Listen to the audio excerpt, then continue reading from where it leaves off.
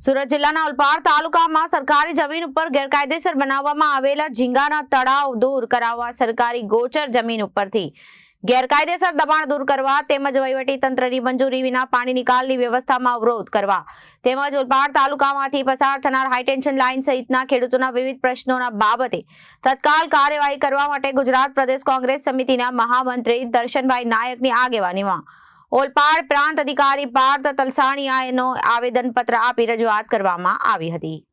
આ અંગે ગુજરાત પ્રદેશ કોંગ્રેસ કમિટીના મહામંત્રી દર્શન નાયકે જણાવ્યું કે ઉપરોક્ત રજૂઆતને ધ્યાનમાં લઈને તત્કાલ સમગ્ર ઓલપાડ તાલુકામાં તપાસ કરાવી જવાબદાર સામે કાર્યવાહી કરશો અને જો દિન 10 કાર્યવાહી ન કરવામાં આવે છે તો ગાંધી ચિંધ્યા માર્ગે શાંતિપૂર્ણ રીતે ધરણા તથા મામલતદાર કચેરીના ઘેરાવ કરવા સહિતના આંદોલન કરવામાં આવશે।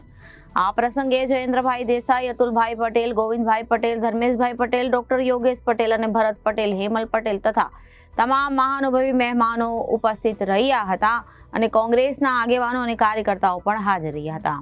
ભારતીય જનતા પાર્ટીનું શાસન ચાલે છે। ભય, ભૂખ અને ભ્રષ્ટાચારની વાત કરનારી આ ભારતીય જનતા પાર્ટી ઓલપાડ તાલુકામાં જ્યારે આવે ત્યારે એ ભય, ભૂખ અને ભ્રષ્ટાચાર દૂર કરવાની વાત ભૂલી જાય છે। સમગ્ર બાબતમાં આજે કોંગ્રેસ સમિતિ વતી અમે આજે તમામ તાલુકાના કોંગ્રેસના આગેવાનોને સાથે રાખીને જે ઓલપાડ તાલુકાના ખેડૂતોની સમસ્યા છે એના માટે માનનીય પ્રાંતસિંહને રજૂઆત કરવા આવ્યા હતા। ઓલપાડ તાલુકામાં તમે જોઈ શકો છો 52 જેટલા ગામોમાં પાવર ગ્રીડની લાઈનો 4 કંપની દ્વારા બિછાવવાની જાહેરનામું પડી ગયું છે।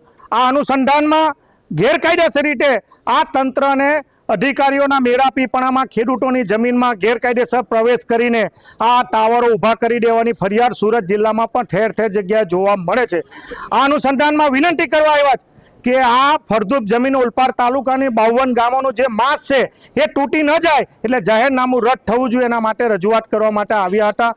મારું નામ જયેન્દ્ર દેસાઈ, સંધીર તાલુકો ઓલપાડ। આજે પ્રાંત સાહેબને એક આવેદનપત્ર આપવામાં આવ્યા છે। ખાસ કરીને ઝીંગાના તળાવ, સરકારી જમીનમાં દબાણ।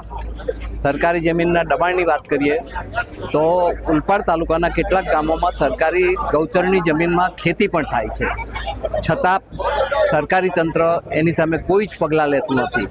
કેટલીક તો ગ્રામ પંચાયતો સરકારી જમીનમાં દબાણ કરેલ છે, છતાં એની સામે કોઈ જ કાર્યવાહી થતી નથી કે તલાટી આ દબાણનો કોઈ રિપોર્ટ સરકારી તંત્રને કરતો નથી। આ જ પરિસ્થિતિ ચાલુ રહી તો કદાચ ખેડૂતોને પણ જે ખેતીનો પાક પકવે છે એણે પણ આ સરકારી સહાય લેવાની અને સરકારી અનાજ મફત લેવાની ફરજ પડશે। Reporter Arvind Rathod, Janadesh news, Surat.